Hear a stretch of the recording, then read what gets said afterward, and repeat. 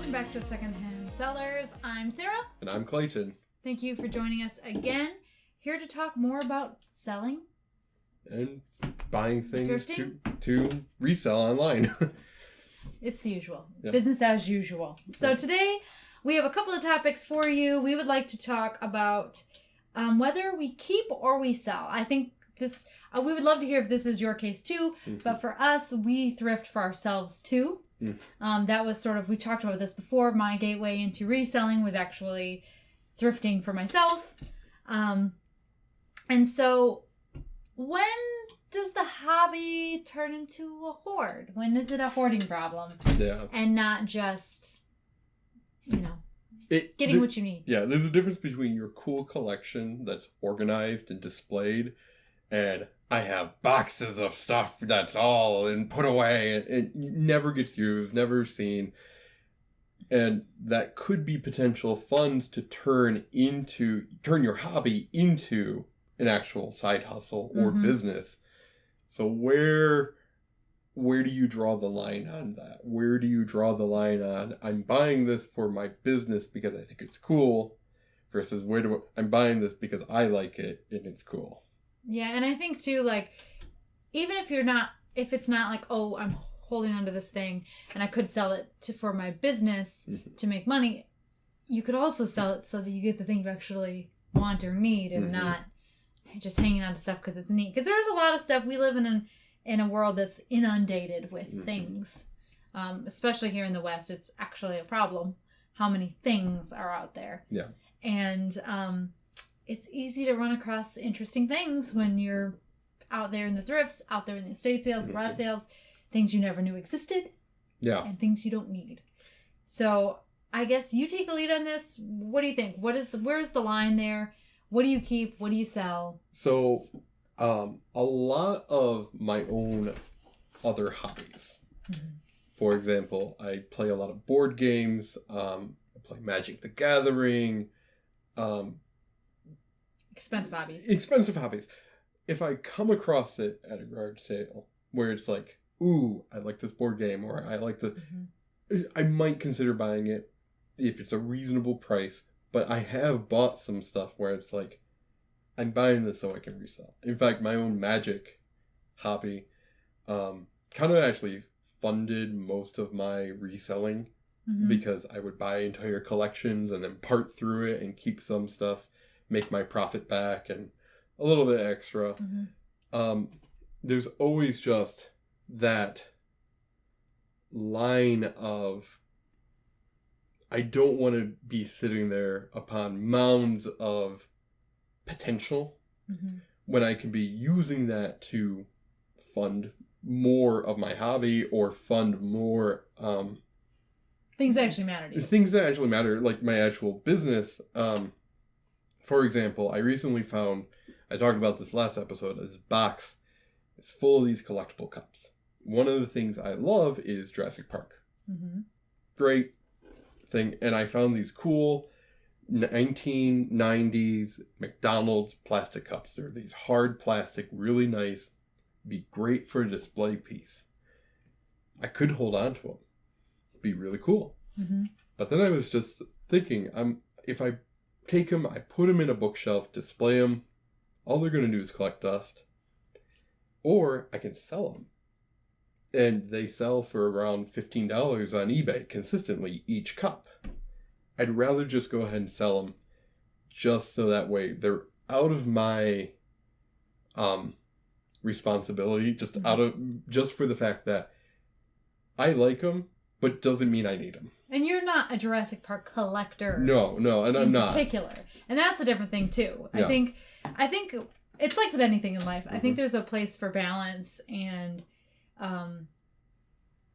not going to either extreme, because you can also get into this selling mania where it's like, sell everything, Yeah. The cat and everything. You still want to be able to show your own niche, your own style for like decorating your home or decorating your workspace or something along those lines. And it is okay to thrift for yourself sometimes. Yes.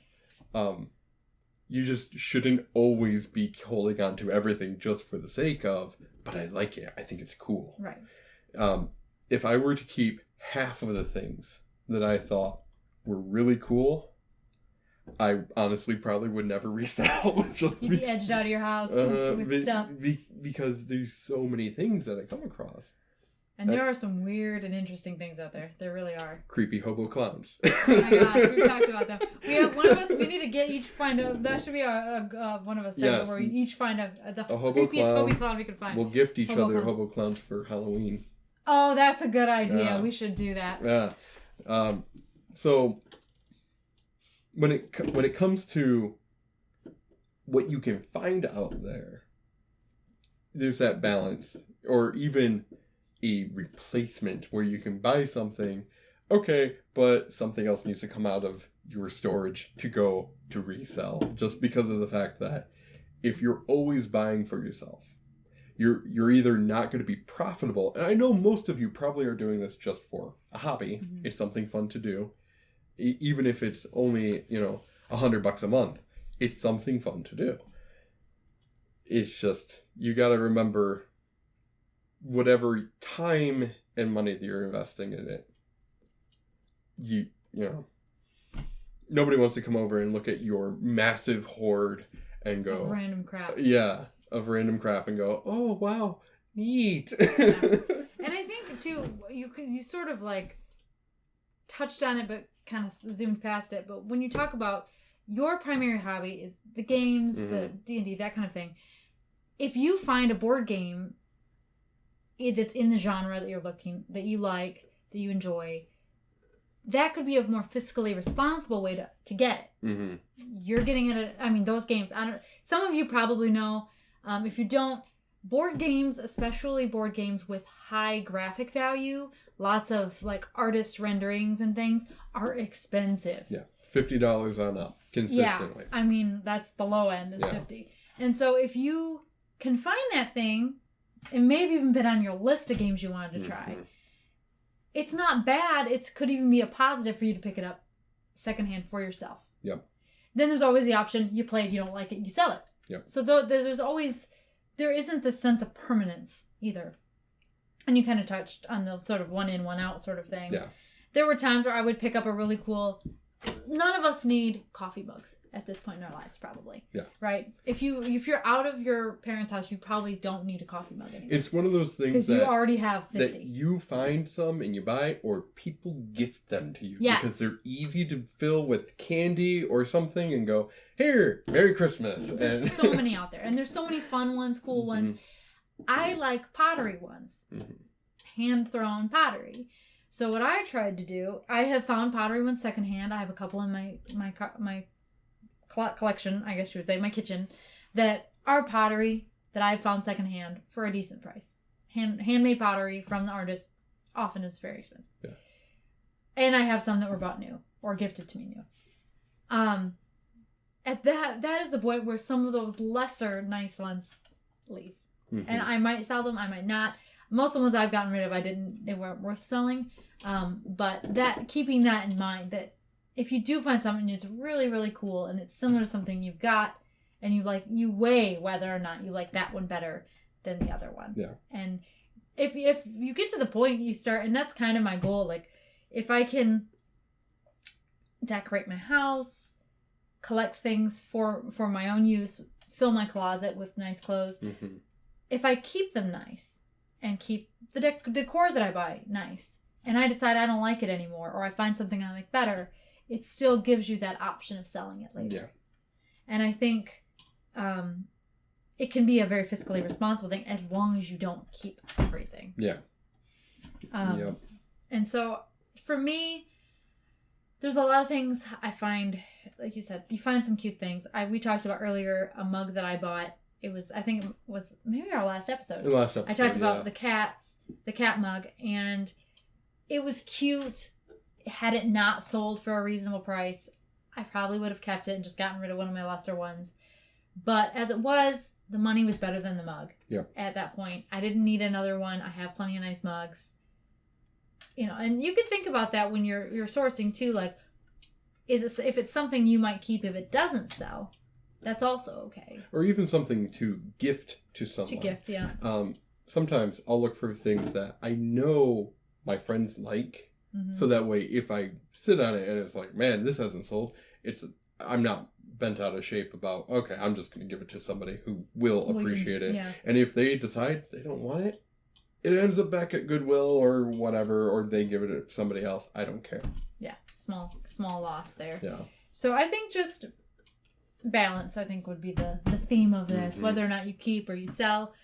We would love to hear how you determine it. Like maybe some of you don't buy things to sell that you would like, which is also a valid thing. You could have a niche that you might understand the niche and what people in that niche are looking for, but it doesn't interest you at all. Yeah. And there are certain things like we sold, we sort of pay attention to art and we want art for our home. And I have some art pieces that I have purchased secondhand. And we went to an estate sale one time. They had a ton of different art stuff. You could tell that they were very interested in art. We bought pieces for our personal collection, but we also picked up Avant-Garde magazine. It's neat as a thing. I am not specifically into avant-garde art. And my sister, who is an artist, isn't also specifically into avant-garde. We can appreciate it for it being this thing, but there was no sadness in picking them up to sell. Yeah. In fact, my husband found one of them there. And then my sister and I went back one of the other days and found another one, and we sold them for a set. And I think we paid $5 for them and sold them for in the 50. We made profit in the 50-ish range. So they sold for a good. It was a limited run magazine from the 60s and 70s. But we might be in the art realm. We might be looking for things in the art realm for our home. But there are things that are offshoots of that may not be my thing or our thing, but we can recognize that it will be somebody else's thing. And honestly, I think it's easier to sell the things that I have little to no attachment to. It's easier when I go, I know that this will sell, so I'll buy it and list it, and I have no qualms about somebody making me a lower offer than what I got it listed for.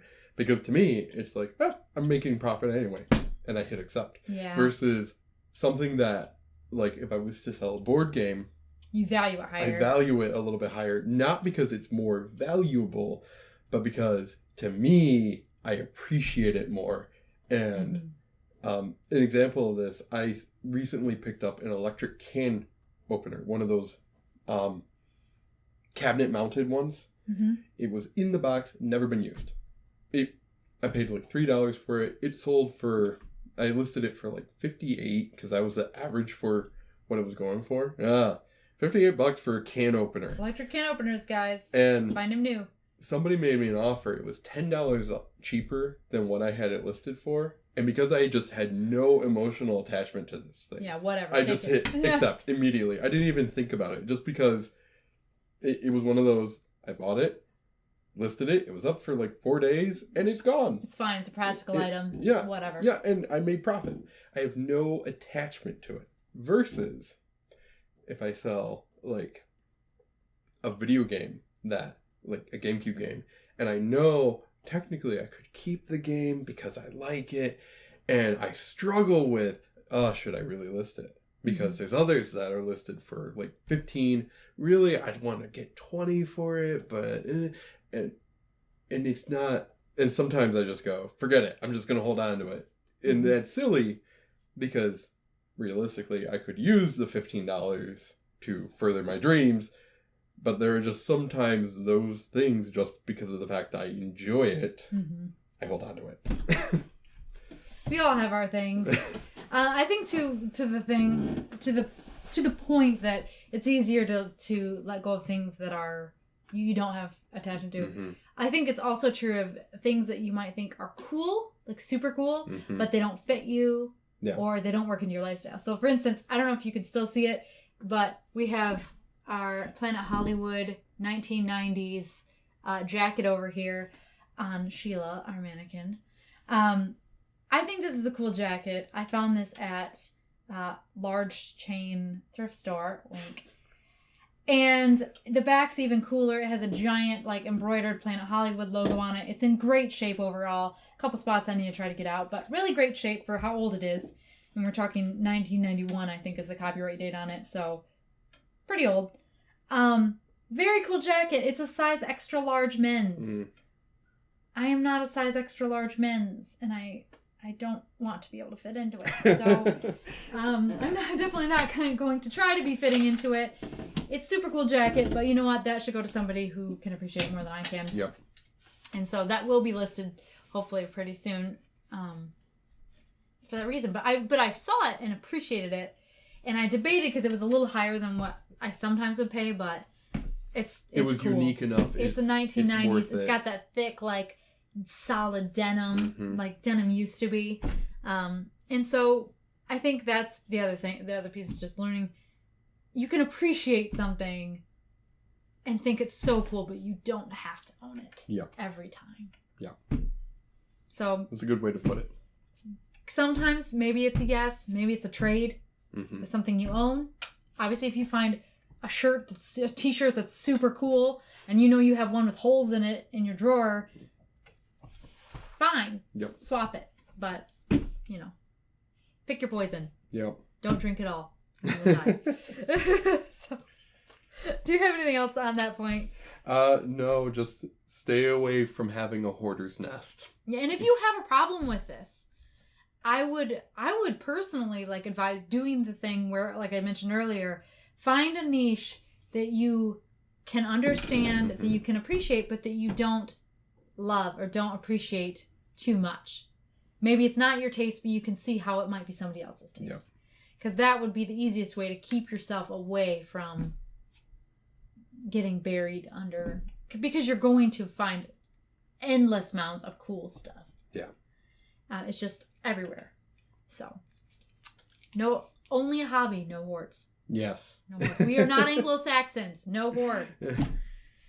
All right. I guess we can go on to our next topic. It's not quite in line with the same thing, but we want to talk about thrifting and then reselling for special occasions. So, weddings, parties, holidays. What do you got? So, a lot of our decorations, both like Christmas decorations or any other holidays throughout the year, we have picked up garage sale. Most of them. From little knickknacks to decorate in the bathroom, or we recently picked up this lantern. It looks like a metal,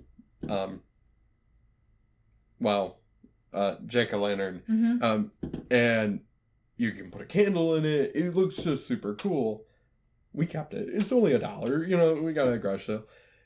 And so especially holiday decorations, they're so cheap at garage sales and Goodwill. Goodwill practically gives them away, basically, with how cheap you can get them in comparison to what you pay at the store.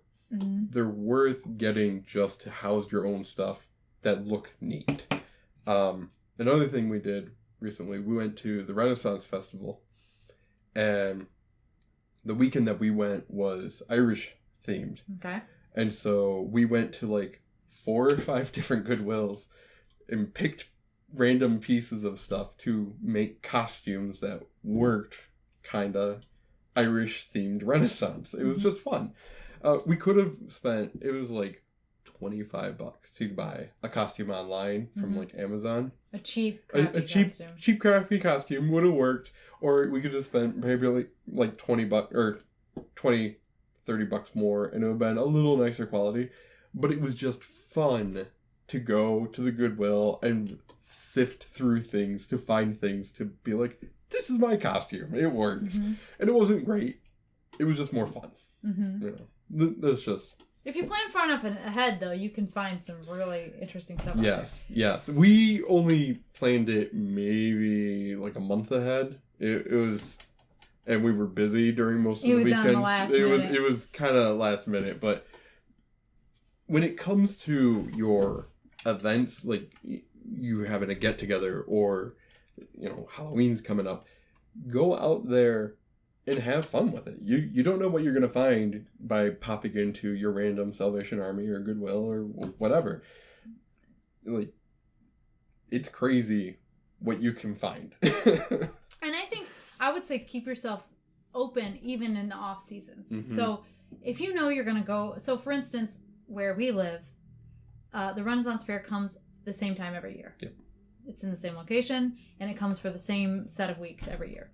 So if you know that, and you know you want to go to it, or you know you have a Halloween party every year, or you have a Christmas party every year, or whatever, I don't care if it's June.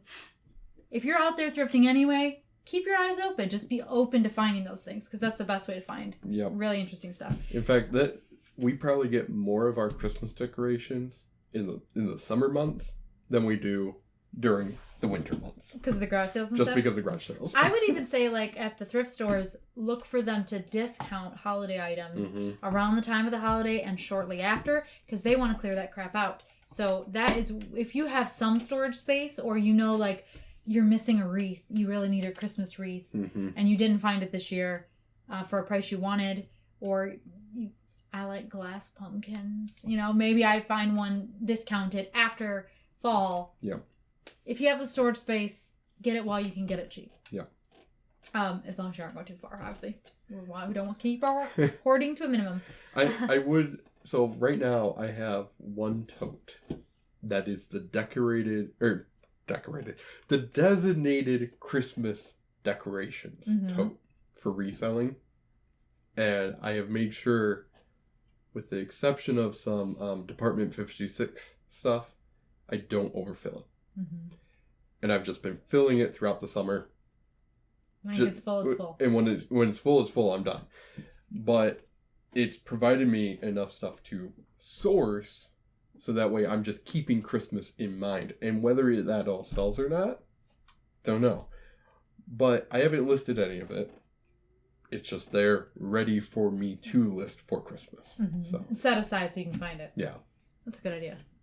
Just keeping it separated, like you would with your own holiday decorations. Yeah, basically. So you have said you have thrifted for yourself for holidays. Do you have a top item, like the thing that was the coolest, any holiday that you found for decor?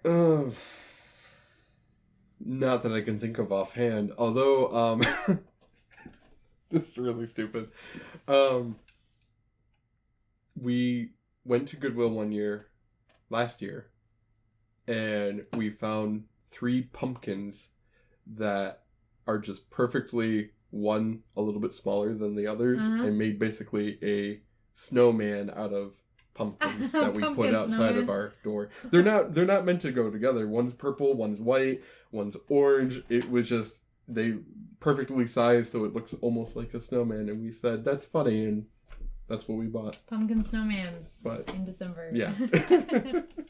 That's funny. But I bought some of my holiday. I wouldn't even say most of my holiday secondhand, but I picked up a couple cornucopia, like wicker and, I guess wicker basket material cornucopias. Sorry, I looked over there. That's where they are. But I picked up a couple things like that. Didn't pay much for it. I think it's just, if you know there's something you're looking for in particular, it's a great way to find it.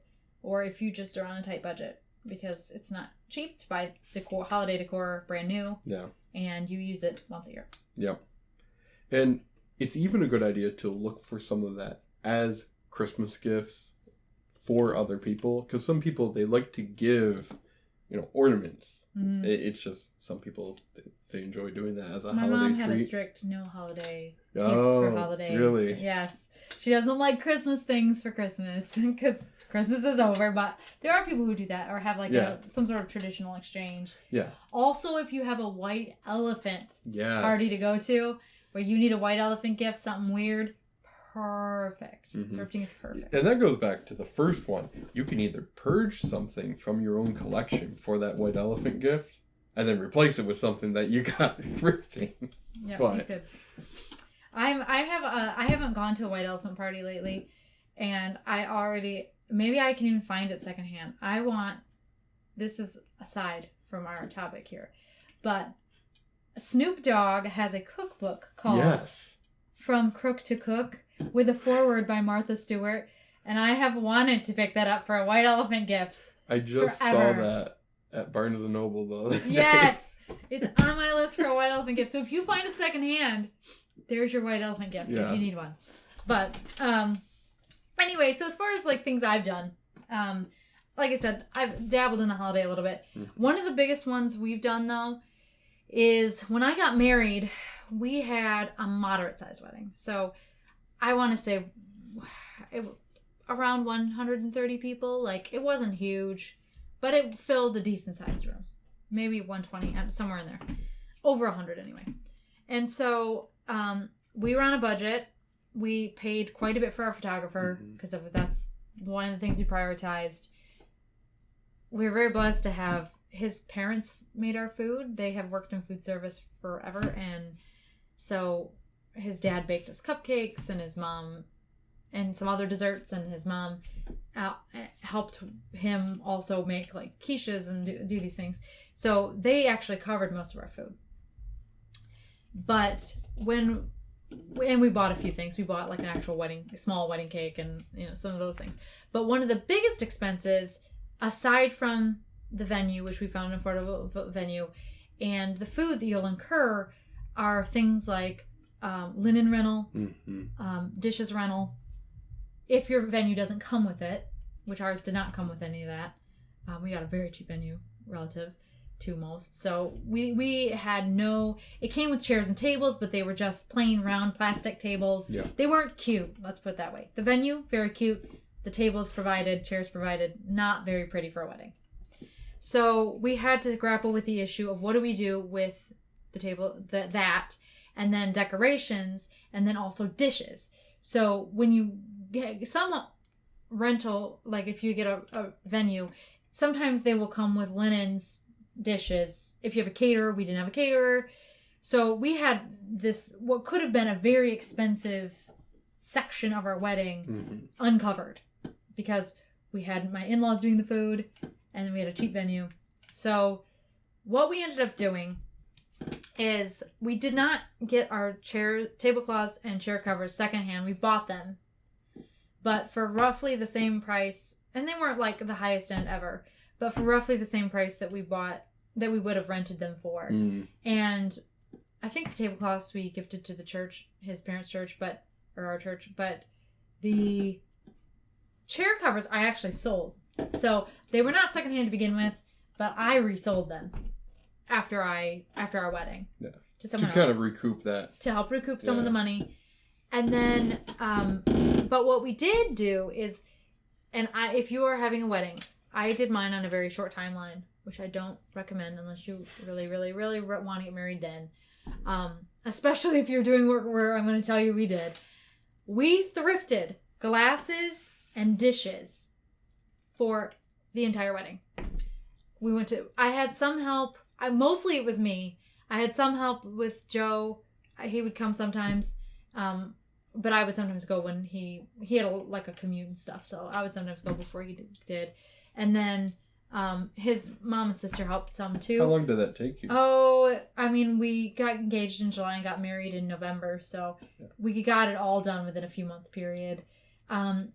It would have been quicker, but I wanted to keep them under a certain price point. So I didn't want to pay $10 for 4 dishes. You know? So I tried to keep them under a certain point. And I also wanted a specific aesthetic. So I went with mixed china. But I didn't want like 70s orange like that. So I went with like certain colors and creams and whites, different shades. And we did 3 plates, a large, medium, and small, a tea or coffee cup, and we used just mixed stemware, so wine glasses and stuff, for like water glasses. So everyone had 3 plates, mixed, a piece of stemware, and a coffee cup. And that's a lot of dishes. Yeah. For 100+ people. But what happened is, and they hung around for a long time. It was kind of cool once we got it done, like in hindsight, better than in actual practice, because you also have to wash all those things and rewash them afterwards. We had some help with those things and that sort of thing. But and I had a cousin that's also in the secondhand realm that took care of most of our silverware. She actually got them secondhand and then she just took them back and sold them. Oh, nice. Most of them. We had some that we bought cheap just to supplement what we had, but they sat around for a really long time, and then I finally got around to listing them on Facebook Marketplace. I found someone else who was also having a wedding that was willing to take all of the boxes of dishes off of my hands. Wow. And so I kept a few. I have a few in my china cabinet downstairs that I did keep from our wedding. But you ended up plates and things that I can use for a party. A decent amount of time. You found something not just affordable, but in your aesthetic, and then we're able to go and able to bless someone else. She got a deal. Yeah. They got out of my garage. Yep. I probably didn't 100% get our money back on them, but I recouped quite a bit in selling those to her. Plus, I sold, like I said, the chair covers too. So, because we were on a fairly small budget, like, it worked for us. And if you're doing, like, a small wedding, like I said, we did it for our wedding. I probably would not want to do it for a wedding larger than ours. And it was taxing. I'm not going to lie and say, oh, it was just so easy.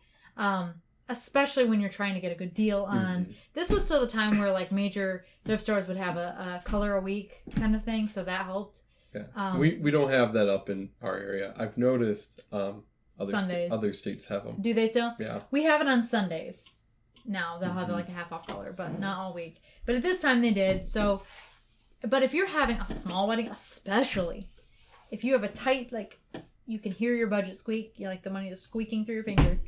And you have a small wedding, let's say under 100, maybe 50, thrifting your dishes, perfect. If you don't mind an eclectic look. I won't say you can't find, like, a china set that matches, but finding a specific pattern at the thrift store is going to be hard. But we just did an eclectic look. We had consistent, like, tablecloths, so that wasn't, like, visually crazy. And we didn't have a lot of decor because the venue itself was pretty attractive. So I think it ended up looking okay, but you just have to make sure it's intentional. Yeah. Really. So it looks purposefully eclectic and not like, oh, you just missed hodgepodge. Yeah.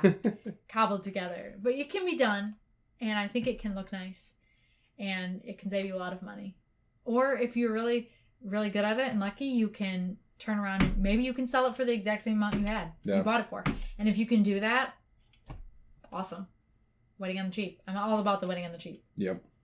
So that's my biggie, is that those glasses and dishes, and it was a thing, but that's cool. Worked out good. Well, we would love to hear what you end up doing for your own events or holidays or anything else that you have in mind that you go ahead and source from thrifting to make your life cheaper. Yeah, and if I want to hear, like, other ideas that we don't have. Like, we've covered big ones: holidays, weddings, parties. So decor and like serviceware. Like I've thrifted some. It sounds weird, but disposable plates and cups for Thanksgiving, but they were wrapped in in plastic, still perfectly new. But what do we miss? Like, what should we be looking out for these special occasions? And how can you end up pulling these things off for cheap or free? Because a lot of people spend a lot of money on special occasions. And I am a firm believer that you do not have to have a nice event. Like, I think a lot of people get discouraged when they start looking at the price tag of things for parties, for in-house parties, for outside of your house parties like weddings, and think that you need this huge budget to have a nice time, to have it look nice, to have it feel nice, and that is not true. Isn't it? This is something I think I've seen. The average American believes they need to spend something like $5,000 on a wedding, and I think that's low. Yeah, and it's like, I think I've heard of people spending 20. Like 5 to me isn't super crazy, but I've known people 10, 20. Like, you don't need to spend that much to have a great time and celebrate, uniting families. Yeah. So, especially not on your dishes and your decor. It's just, there's so much out there. Yeah. So, anyway, good luck thrifting and then maybe reselling for your special occasions. Again, if you have any comments, questions, or tips, we would love to hear them. Have a great day. See ya.